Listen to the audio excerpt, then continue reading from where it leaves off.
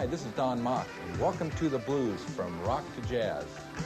You know, studying the 12-bar blues progression has proven to be a great way to learn about chord playing and improvising for all styles of music. So whether you're a rock player, a blues player, or a jazz player, I think you'll find the information on this video to be real useful.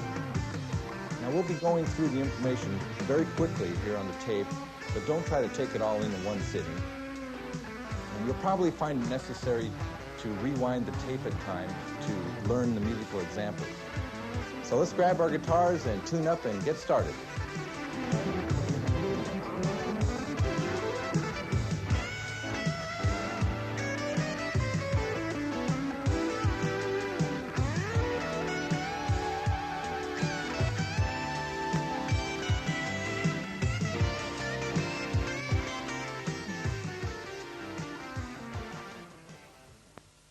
Well, before we get started, let's get tuned up. I'll give you some notes. You can tune your guitar to mine. There's a high E and the B.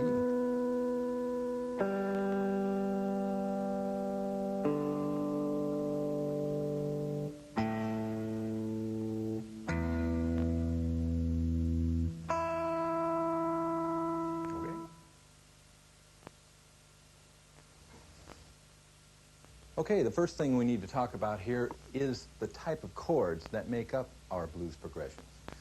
We're just going to deal with the major style blues today, the kind of chords that are usually dominant seventh. Although the information we learn on this video can be applied to a minor style blues, we're pretty much going to deal with just the dominant chords. In fact, the most common blues progressions, like the one you see there on the screen, is all dominant chords. You can see that there's 3 different chords, but they're all the same type of chord. And this becomes real important and becomes very easy for us because it's just a matter of moving the same voicing around the guitar. Now, as you can see, we have 12 bar. This is a Chicago-style traditional blues progression. And as we go on, we're going to start inserting some fun chords into this progression to make it a little more involved. But this is our basic foundation of the progression. And I'd like you to get used to each bar number. In fact, bar 1 through 4 is all the 1 chord, C7. Then we go to our 4 chord up to F7 in bar 5 and 6. Bar 6, back to the 1 chord, bar 7, and bar 8. Goes to the 5 chord in bar 9, down to the 4 chord in bar 10, back to the 1 chord in bar 11, and then to the 5 chord in bar 12. That's this particular progression. They will vary as we get more involved, and there's lots of different variations of this kind of progression too. Now, the first thing we want to talk about before we talk about all the fun soloing stuff is the chords. It's very important to become a good chord player as a guitarist. You know, your soloing will never be better than your chord vocabulary. So if you're thinking you can be a hot soloist and be a burner and not really pay much attention to your rhythm guitar playing, your chord playing, that's not really going to work because your soloing is a direct reflection of your chord playing. So I really recommend that you get good at chords and you understand how chords work and how they're made up, because that'll help with your soloing, because you'll think of chord shapes and you'll be able to see your scales and patterns and licks right around the chord shapes, and it really can be helpful and simplify things. This progression is made up of all dominant style chords. There's 3 of them, and fingering-wise, they'd all be played the same, just like a slide rule, the way the guitar works. So let's steal C7 out of our little progression here and just talk about it and its chords. Obviously, you should know some fingerings of just C7. Here's one of the most common. Get the camera in close. C7, probably one of the first ones I ever learned. You can see the chord there. This is still a good chord. Don't think that it's a baby chord or anything. That's a good voicing. This fingering right here, the bar version, the root on top, actually the 3rd on top. And coming up here, this is a real common bar version. Although I play this a lot like this, only 3 notes. You know, you don't have to play 6 notes to make good chords on the guitar. Some of the best chords on the instrument may only need 2, 3, 4 notes in them. 3. Okay, now we have a list here of the different types of C dominant chords. Now when I say types of dominant chords, C's dominant chords, these chords all fit into a family. In fact, for me, improvising over any one of these chords, I'm going to play the same stuff. Whether you, as the rhythm guitar player, keyboard player, plays C7, C9, C11, C13, those are all in the same harmonic family. They all do the same thing. They're not going to affect my melody or my scales if you decide to play an 11th chord instead of a 9th chord. So get used to the idea that they're all in the same style of family. And now these are all static chords. It means that they're the type of dominant chords that you'd use in a static one-chord vamp.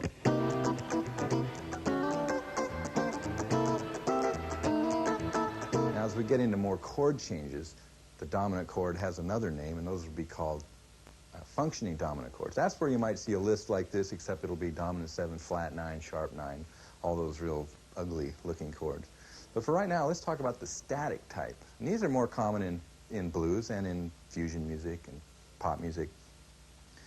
All these chords, like I said before, have the same musical function, just the different notes by adding the 11th on or the 13th. Just colorize the chord a little differently, give it a different personality, but it doesn't change its musical function. And you as a chord player can always choose to play any one of these at any time. It's just a style choice.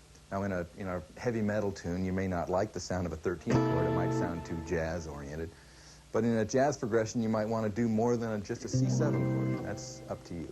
Okay, now let's take a look at some of the actual chord voicings. We did some C7s. Let's learn a few C9 chords. This is the pretty common garden variety C9 that we all learn. That's a good voicing. Here's another voicing of C9 up here on the 7th fret. That would be the root. You could play it with the root. Here's another kind of nice C9 like this. A little stretcher, but boy, that sounds good. I'm not playing the top string yet. If I do want to play the top string, I could add it up here. This is a nice chord. See, I think of these as pretty much the same chord, just two different positions of it, either this note on the bottom or the top. All right, how about some 11th chord sounds? There are lots of these on the guitar. I'll give you a few, but on your own, you should find some good voicings of 11th chords, because they're more in the fusion-style blues and a lot of pop music nowadays. The 11th chord has become the chord. This is one of the common 11th chords right there. You could add an extra note there, like that one. And if I'm going pretty quick, you can always rewind the tape back and check the little fingerings out. This could be considered an 11th chord. Well, again, an invisible root. The root could be right there.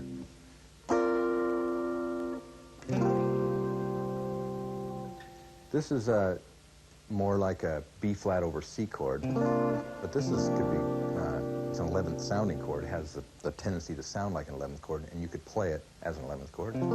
Just a bar. That's all it takes. One finger. What a great sound. 13th voicings. Let's go through a few of those real quick. This is probably the common one that we learned. This is C13. Another possibility of that would be up here on the 8th fret. You can see all the fingers. Some people play it like this. I use my thumb just so I have some extra fingers to do little fun things with. But you can certainly do it like that. You could add the top note if you wanted to. Here's a good stretched version of the same, another C13. It's like that 9th we just learned, except it's got the top note, which happens to be the 13th. One more voicing for good measure down here. Here's another C13. It's actually similar to this one in sound. It's got the 7th in the bottom, 3rd, and then the 13th right there. The last voicings, let's go through real quick, are the hip ones, the slash chords. This is a B flat over C. It's still a dominant chord. That's a good voicing of that. This is another voicing like that. It's a B flat triad, so anywhere you play a triad with the C in it would work. I suppose you could do this, or even this chord. I showed you that as an 11th chord, but truthfully, it's would be correctly called a B flat over C. But you'll find that the B flat over C chords sound like 11th chords, and they're pretty much interchangeable at any time. Okay, let me show you a quick little thing here you can do with dominant chords that I think is really great. We'll call it a chord scale. We're going to play a scale with a chord underneath each one of these notes. Now, this is a C dominant scale. It could also be called F major starting on C.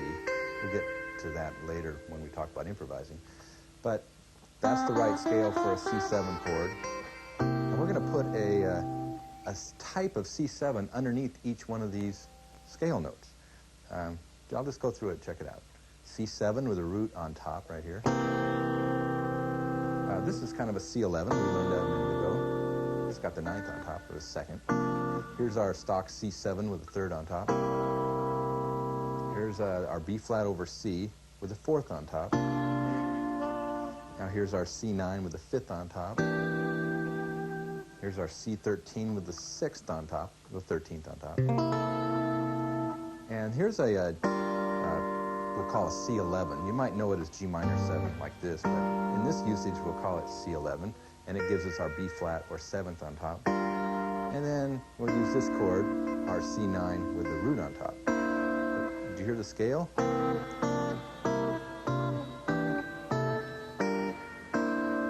And you can just practice this just like a scale until you get the technique of it.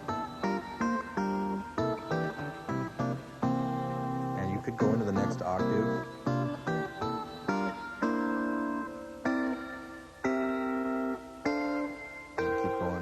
Until we run into the same chords octave higher. Now this is great for comping. You can, instead of pounding away on just one chord, you can, at your discretion, play little melodies.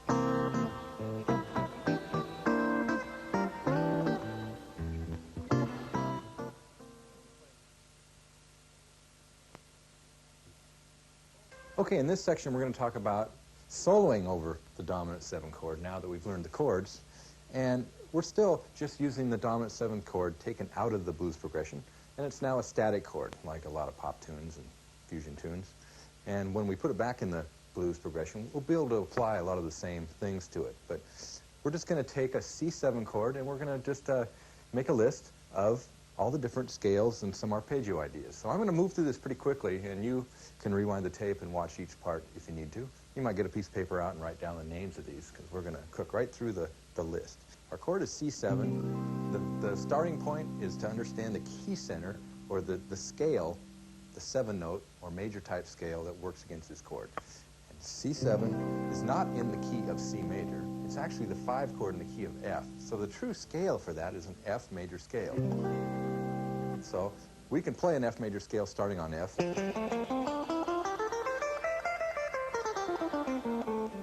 Or we can play an F major scale starting on C. It's the same notes, it's the key center, we're just starting on C this time instead of F. Now coming back to our C7 chord, the key center once again is F, and so that's really the best true scale. Now it's not real funky sounding. We're going to talk about some blues scales and pentatonics that work for that, but you'll be surprised how much music is hiding within that F scale. Now let me give you another name. Those of you that are into modes, that could also be called a C Mixolydian mode. Now, how about some pentatonic scales that can be played against our C7 chord? When we get into blues, that's going to be real important. There are at least 3 pentatonics that work well over C7. I'll go through them real quickly here. First one is C major pentatonic.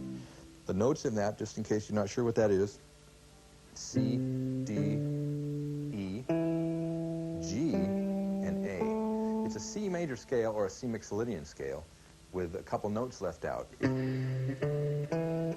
no 7th, there's no 4th. That's called a major pentatonic.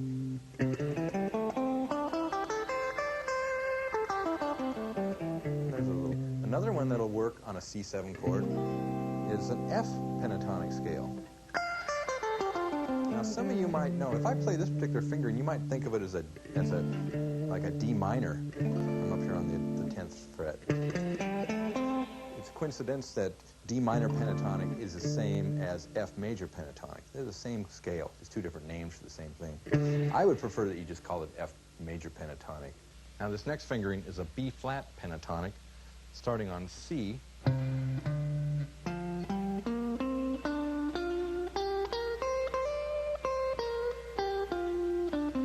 a good fingering because it's right there with the chord of C7.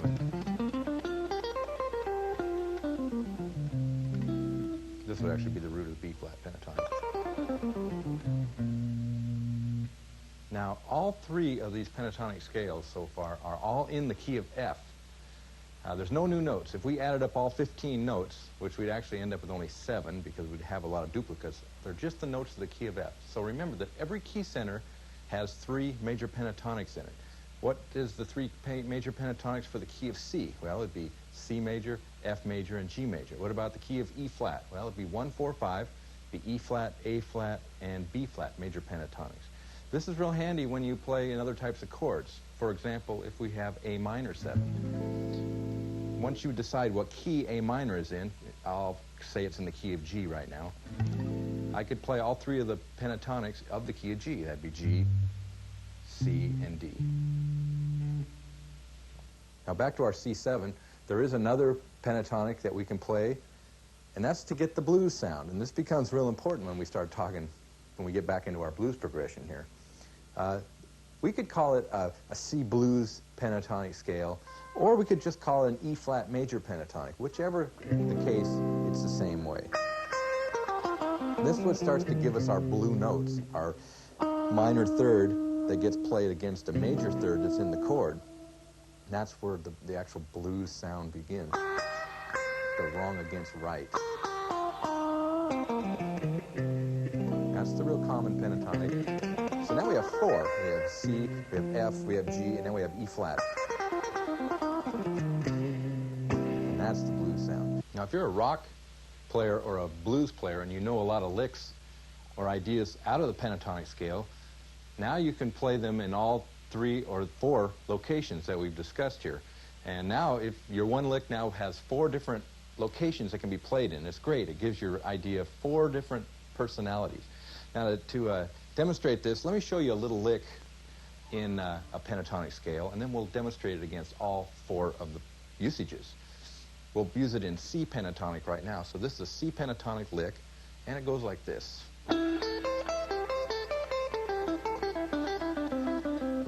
Just a little sequence. Let me go through it slow again.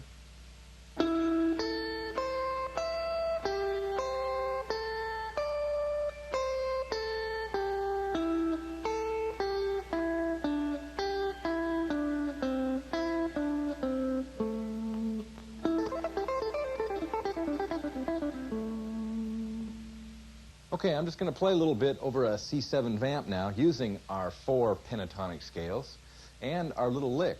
And I'm going to play the lick not only in C, where we learned it, but also in F, B flat, and the E flat pentatonic. And listen to how one line can sound totally different when placed in different places against the chord. So check this out.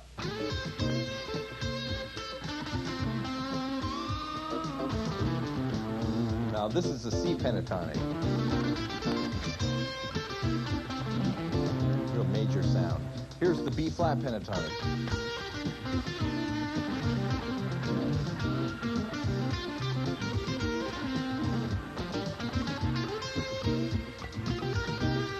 And how about the F pentatonic?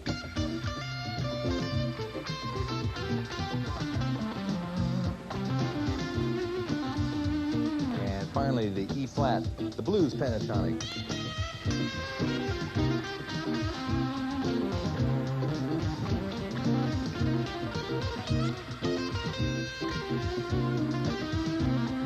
And here's our little melody, first in C.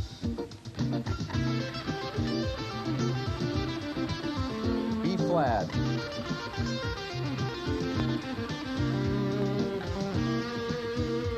Now up in F.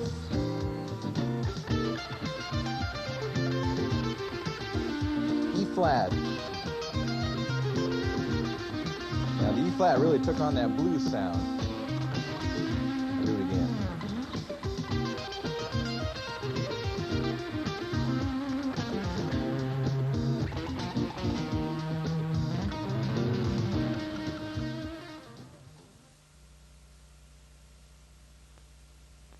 Arpeggio playing is a big subject in itself, and I'm not going to go way in depth to it, but I do want to give you the strongest arpeggios to use over a static style dominant 7 chord. And arpeggios, of course, are the notes of a chord, just played one note at a time. Now this is a C7 arpeggio. We're going to learn about 5 or 6 other ones, but instead of learning complicated sounding arpeggios to get all these different sounds for C7, we're just going to learn basic arpeggios just borrowed from other keys.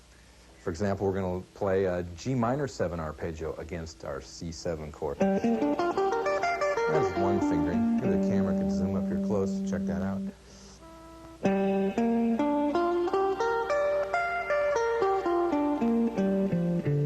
there. You could hear that they would work together. In fact, if you play me a C7 chord, you can hear it work against the chord. Another one would be a B flat major 7 arpeggio against our C7. Play me a C7 chord, okay? That's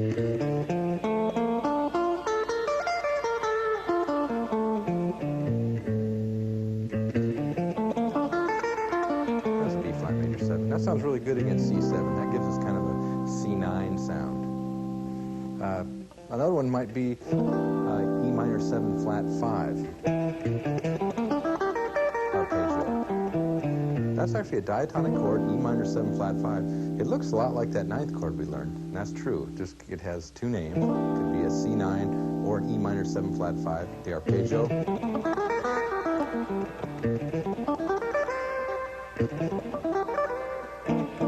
Great arpeggio for that. Now check this out. This is kind of a coincidence and an easy way to remember these 4 diatonic 7th chord arpeggios for C7. We have an arpeggio built off of each tone of the C7 chord. What I mean is, we'll come in close here, C7, we got an arpeggio off the root C. Now we go to the 3rd, which is E. We're going to play that E minor 7 flat 5 arpeggio there. We go to the 5th, which is G right here. Now we play our G minor 7. Okay. And we go to the 7th, which is B flat, and we play that major 7. So you got these 4 arpeggios built off of each note of the C7. Easy way to remember.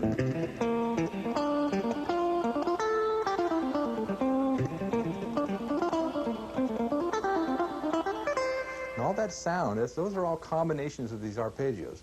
Improvising doesn't mean you play a bunch of scales and then play an arpeggio out of the blue from top to bottom. That's not really what good arpeggio playing is. Using arpeggios is, you may only play 2 or 3 notes of one, 2 or 3 notes of another. Okay, now let's hear some of these in context. There's a little vamp there. C7. Here's the C7 arpeggio.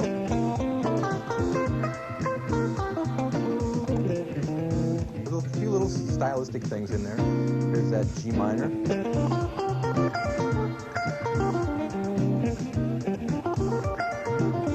And the E minor 7 flat 5.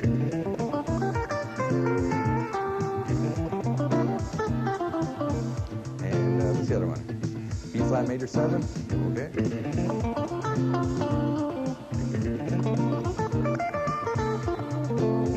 I like that one fingering. You play this shape 3 different places. You can figure that out. Now let me just play and use these arpeggios combined with some scale things. And this is how they can get used.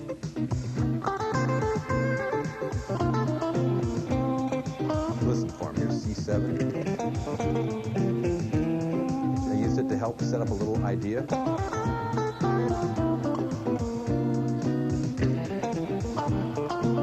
That's a great little lick. Check this out. C7, E minor 7 flat 5, G minor 7, B flat major 7.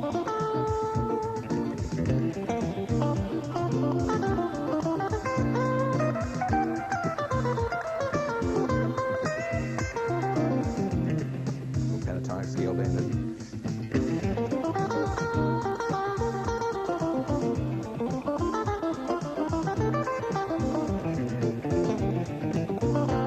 Couple arpeggios mixed up right there. C7, B flat major 7.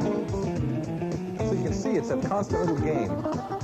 little game you play with your listener to create these different little sounds.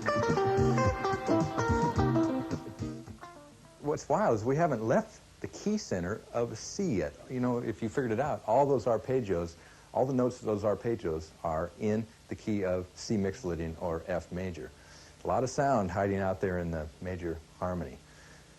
Now, when we start getting back into our blues progression here, we're going to start mixing these sounds with the blues scale. Now, I did that a little bit in that demonstration. I played some pentatonic ideas, mixed up with some arpeggios. And that's where the styles become real different. A real blues guitar player may play less arpeggios and play more pentatonic-y blues lick ideas. And the more the jazz-oriented players might tend to play more arpeggio and scale ideas. And that's all what we're talking about here, the variation. Now, two more quick arpeggios that we can play over C7 are the simple arpeggios. They're more difficult to play, but they sound simple. Major arpeggios. 1, 3, 5, 1, 3, 5, 1. Has a C major arpeggio. Some of you sweep pickers might be able to sweep it. Pretty much alternate picking all the notes in this arpeggio.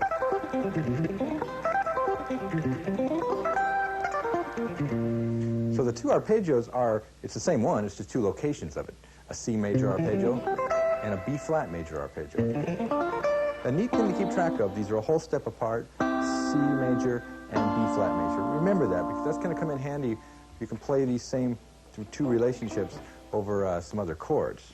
So a B flat and a C. And for now, they work great on C7. One other quick one I'll throw at you just for fun here is a D. Just move up a whole step, play a D major arpeggio. Now we start to open the realm of some more modern sounds, but I wanted to throw that at you anyway, because it's such a simple arp. And it sounds so good over C7 to play the D. So trying to improvising is no big deal. It's just the use of these types of little arpeggios like that. 3 notes of one, a few scale ideas, maybe a lick, 3 notes of another, 2 of one. That's kind of how that works. Okay, now let's apply some of these soloing ideas to honest to goodness blues progression. Now, what you're looking at is a B flat traditional blues progression. This is kind of like a tune that I learned a long time ago, one of my favorite blues guitar players, Mike Bloomfield, little tune that he sang on an album called Mary Ann. Got this little line like that. And it goes through these chord progressions. It goes to the 4 chord, 5, and so forth. Now what we want to do is try to apply some of these soloing ideas to each of these chords. Now here's how this works. Traditional blues guitar players often will play the same material, soloing material, no matter what chord is going on. Now this can be fine for some players. Some of the more melodic players can pull this off. But there's other players that play just the same licks and things over no matter what chord it is, and it can get kind of boring because you can't tell what chord they're on. They don't define the chord changes. If you took away the rhythm guitar, took away the bass player, you really wouldn't know what chord they're on. And personally, I like to hear guitar players that sound a little more intelligent, that I can tell which chord they're on. That doesn't mean you have to play a bunch of scales and arpeggios for each individual chord, but you hint at certain notes or sounds of each chord to capture the sound. Now, the common scale here for a B-flat blues in traditional sense would be the pentatonic, the C-sharp pentatonic in this case, or the B-flat blues scale. Now let me just play a little bit, and I'll do my Mike Bloomfield imitation for you, and play real stock, straight blues. And pretty much it'll all be the same kinds of lines over each of the chords. And it might sound okay, we'll see.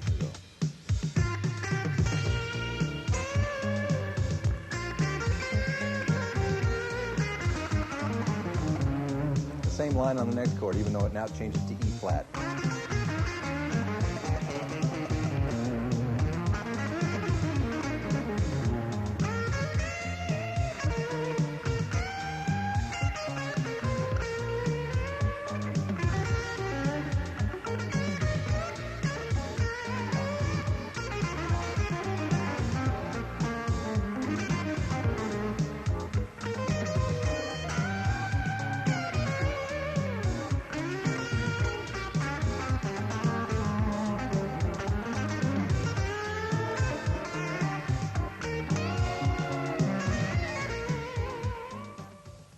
that's kind of the way I first learned to play blues guitar. And I played in that style, and it was great. But I didn't necessarily address each chord.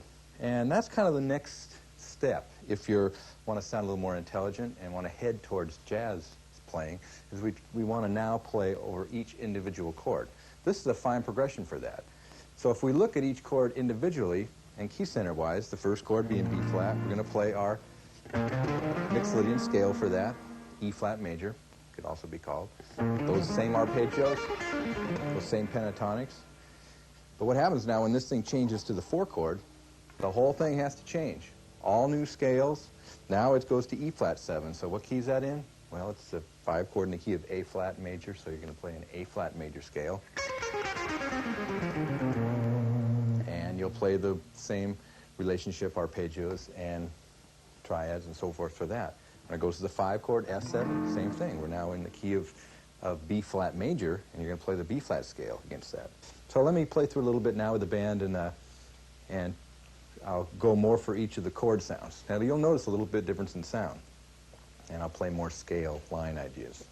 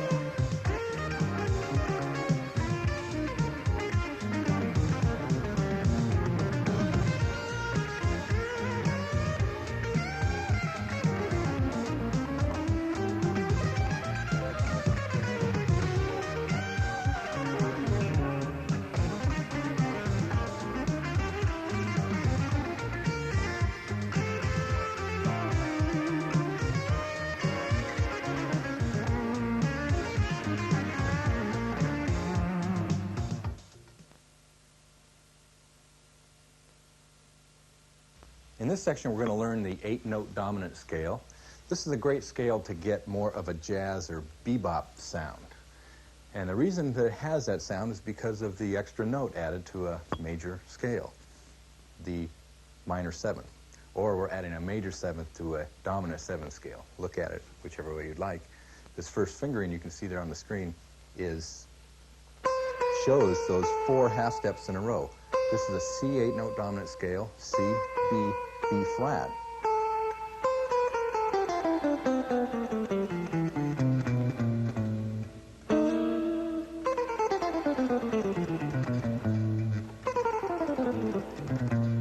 Here's another fingering of the same scale, more around the chord.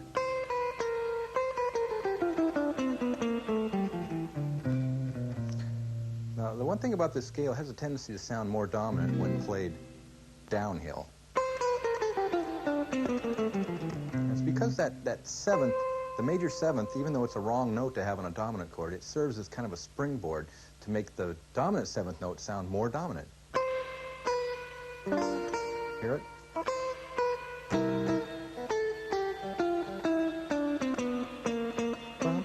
Boom, and it lands on that note. That's what gives it its kind of bebop-y sound. Listen to these kinds of ideas, these lines like this. You might have heard these sound sort of like Charlie Parker or something.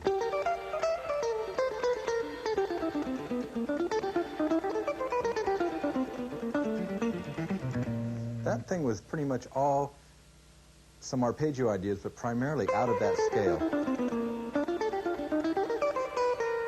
Check that out.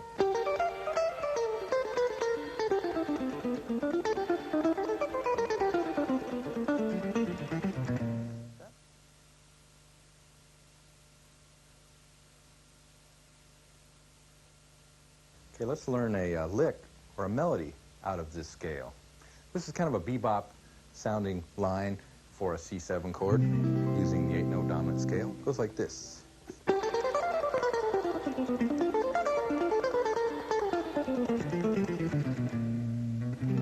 Sounds a little boppy. Let me do it again.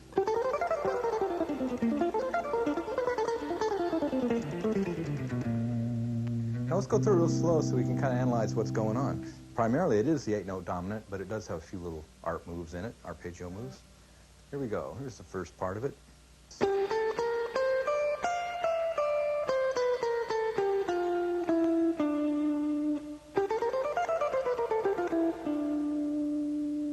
Okay, next part. Now we go up a long arpeggio. B flat major 7 arpeggio, by the way.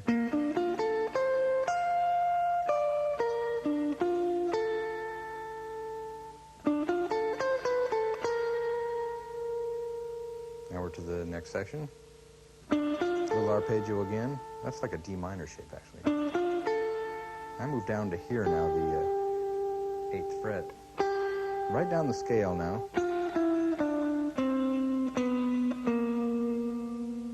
Here's a little D minor shape. Back down the scale.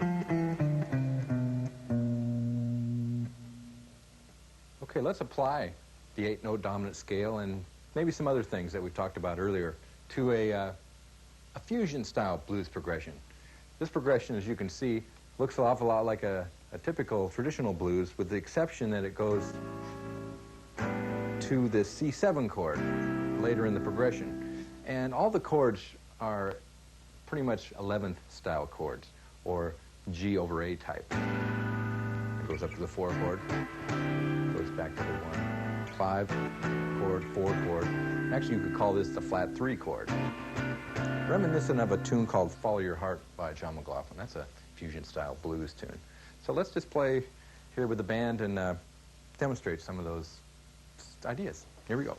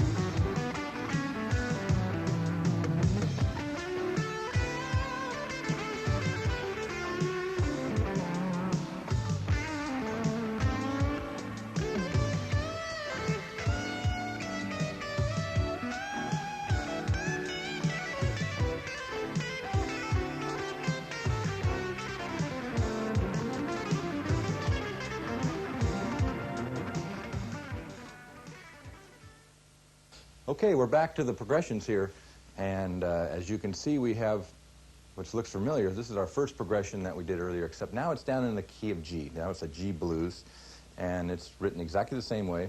It's got the 3 dominant chords. Now we're going to just take this basic progression and start plugging in some extra chords to it and talk about soloing to that. And it's going to evolve from being a traditional blues progression into more of a jazz progression.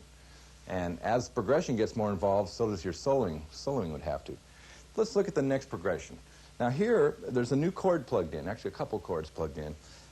We've got what we call a quick change. It goes to the 4 chord in bar 2. This is kind of a pretty traditional way to go on blues too. You'll see both a quick change and a not so quick change. There's the quick change. The only difference is this C7 in bar 2.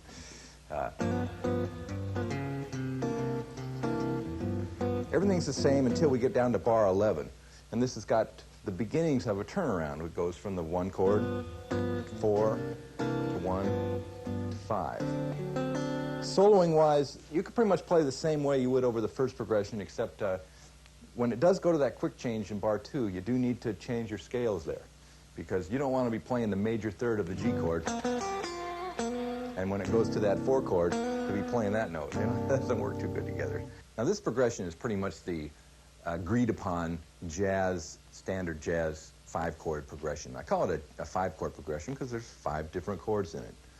Unlike our first progression, it had 3 different chords in it. This has the additional 6th chord and the additional 2 chord. If you got together with some jazz guys and just said, hey, let's play a blues in G, this is pretty much the progression that everybody would assume that each other's going to play. This is kind of the standard progression.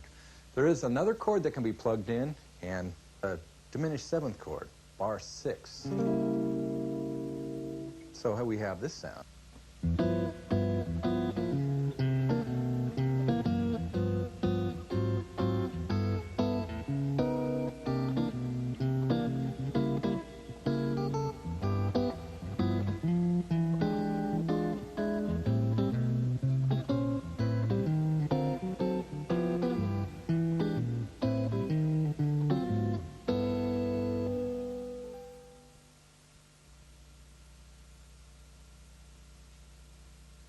Okay, the secondary dominant 6th chord in a blues. In our G blues, that'd be E7. This chord requires a little different treatment than the other dominant chords of the blues. It's because it's heading towards an A minor chord, and it actually is a real dominant, functioning dominant 5 chord. So let me give you a few chord voicings and scale ideas to play over that chord. First rule is that you shouldn't play the same kinds of chords that you'd play on a regular dominant chord in the other parts of a blues. You might find that you might not like the sound of E9 or E13 or even E11. Those notes, those added notes, those extensions actually leave the key that the chord's trying to be in. So I'd suggest that you stay away from those voicings and play things like E7 or E7 with a flat 9 or E7 with a raised 9. It's called altered chords. E7 even with a raised 5th on top here, or the flatted 5th, flatted 9th. Those are nice sounds when going to that chord. You have to do a little experimenting, but I think you'll agree with me. And scale-wise on this chord, same thing applies. I don't think that the A major scale or E Mixolydian scale is the right scale for that. It seems to sound a little odd. You can try it. If you think it sounds okay, go ahead. I would prefer A harmonic minor scale instead of A major scale for this. We're playing an A harmonic minor scale. We're superimposing it against the E7. We're not playing an A harmonic minor against A minor. And this is what gives it a nice altered sound. In fact, it kind of mirror images the sound of these chords, these altered chords. That's A harmonic minor.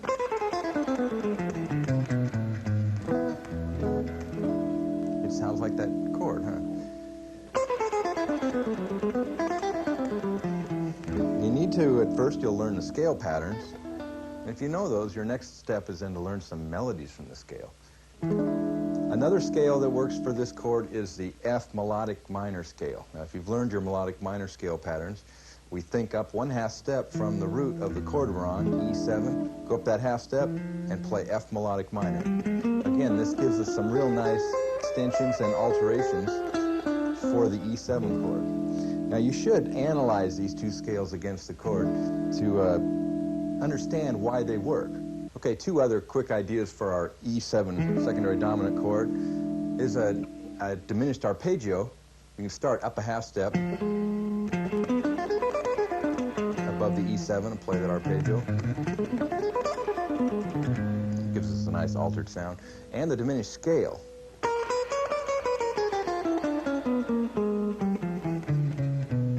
And that's also an F diminished scale, a 1/2 step above the E7.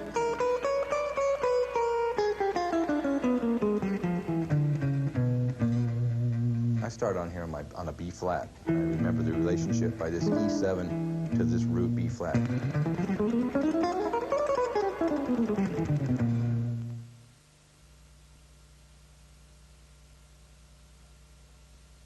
Now, in the last 2 bars of a jazz blues, we have the turnaround. And it can be the most awkward thing to play over, especially at faster tempos. Now, I have a little idea here for you. It's almost, you could call a scale. It's a little melody that descends down the guitar that, at this point, is just eighth notes. And it can be, there's some things you can do with it after you learn it. So let's just learn the little scale pattern first. As you can see it on the screen, sounds like this.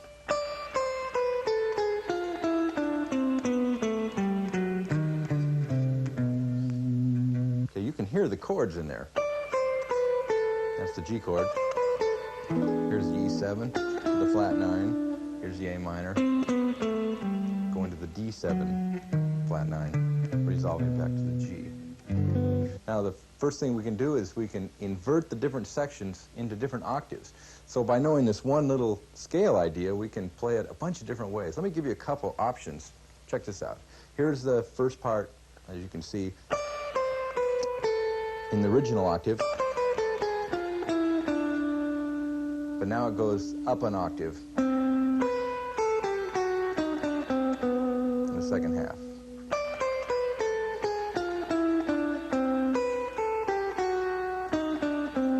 So now it's not so much a scale going down, it sounds more melodic. Okay, another way to do it would be this next one. Now we start actually an octave lower.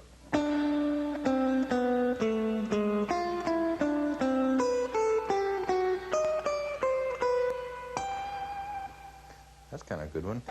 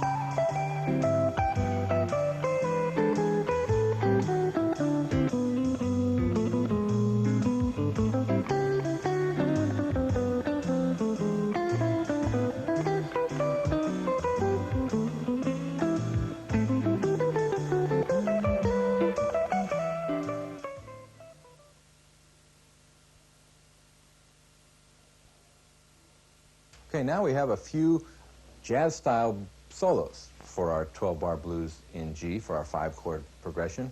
Now, these are solid eighth-note solos. Now, this doesn't mean that I want you to play solid eighth-note solos for the rest of your life, but it's a good way to learn ideas for these progressions. And I wanted you to see the makeup of a real common jazz-style blues solo. So let's look at our first solo. In fact, let me just play it for you. In fact, I'd like you to play the chords, because I don't have a band right now. A 1, a 2, a 1, 2, 3, 4.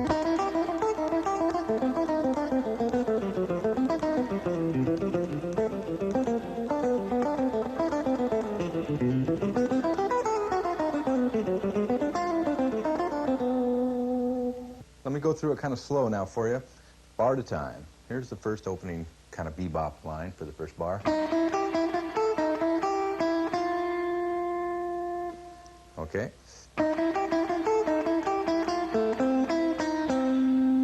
That's bar 2, with a change to that C7 chord. Bar 3.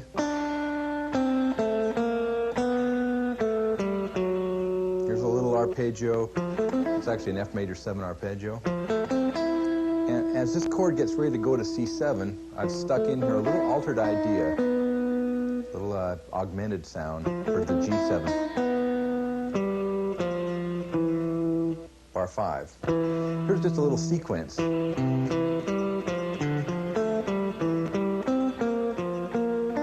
it changes back to the G chord. The sequence continues. Here's our harmonic minor scale, A harmonic for our E7. Here's a C major 7 arpeggio for the A minor. And then on our D7 chord, diminished scale. And a little turnaround idea.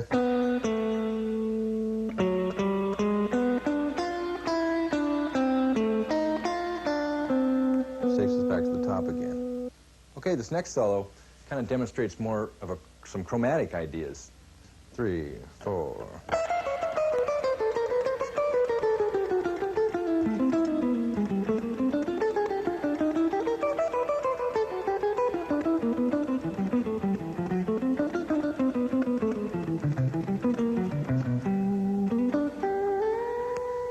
Yeah, all right.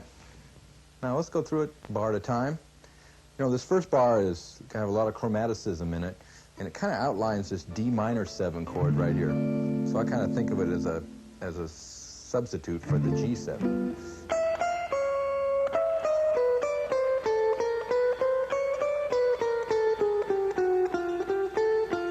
Little altered idea here, going into the C7.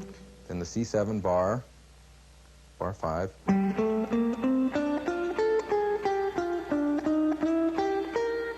Uses some of our arpeggio ideas we talked about earlier. Now here's back to the G7 and our harmonic minor for that E7 chord.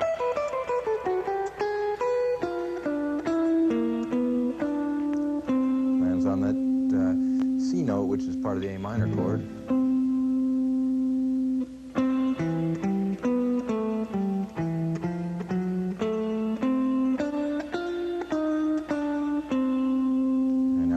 Turnaround.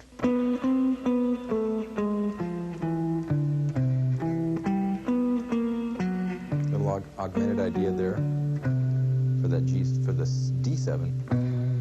Then I land on the 3rd of the G chord.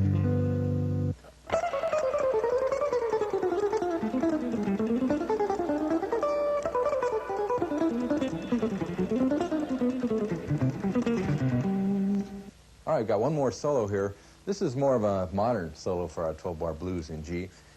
It's not that it's outside the key center or anything. It's just that it's more intervallic, lots of skips around. And, you know, you can learn these solos and then borrow some of the little ideas and then use them in your everyday playing. That's kind of the reason that I gave you these. 3, 4.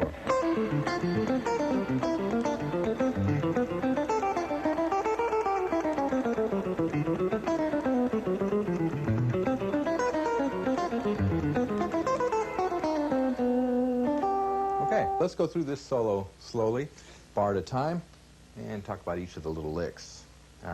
This one starts with all fifths, except for the first is a minor 6th, but up to that F, then an F triad. Great little line for D minor 7 or G7. Take a look at my right hand here. I'm starting with an upstroke. And then a downstroke on the E. It seems a little awkward, but I suppose you could sweep that down if you're into that. Now, I'm an alternate picker, so I'm picking each note individually. Next bar, it does the same kind of idea, but modified to fit the C7, the 4 chord. Little G minor triad there. And then here's one of my favorite little ideas. All fifths, starting on G. This is kind of a G7 arpeggio, actually.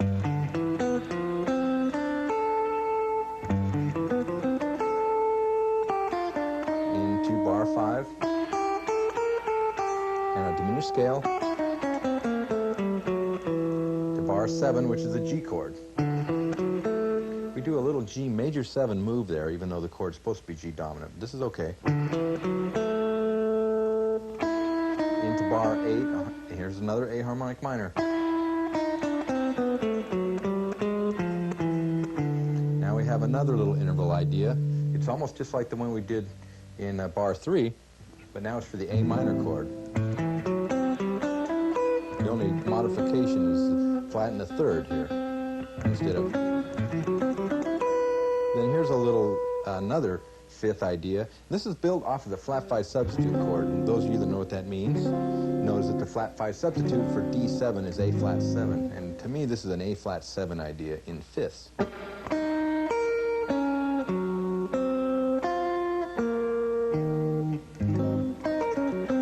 can hear how well that works on the A flat 7. Another lick that can be borrowed out of the solo. And then we have back to our G chord, our little turnaround. This is all sixth intervals.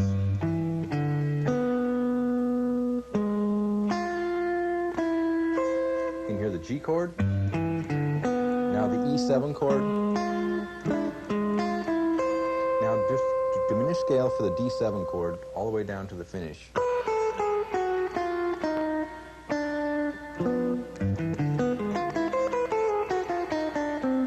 That's where it lands right there on that B. And there we have it. Okay, let's hear some of those solos in context. I got a little blues tune here that my good friend Robin Ford taught me, and it's a little faster tempo, so you can hear some of these solos up at breakneck speed. It's in B flat, so we're going to have to shift everything up a minor third.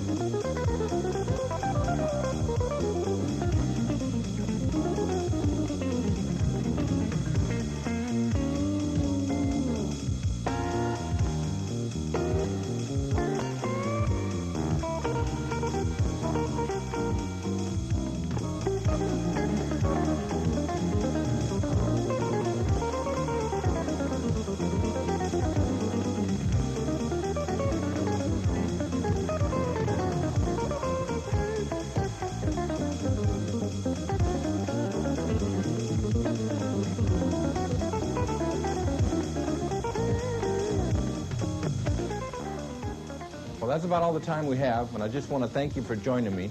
And I hope you found some things on the tape that you can use in your own playing. So good luck, practice hard, and see you later.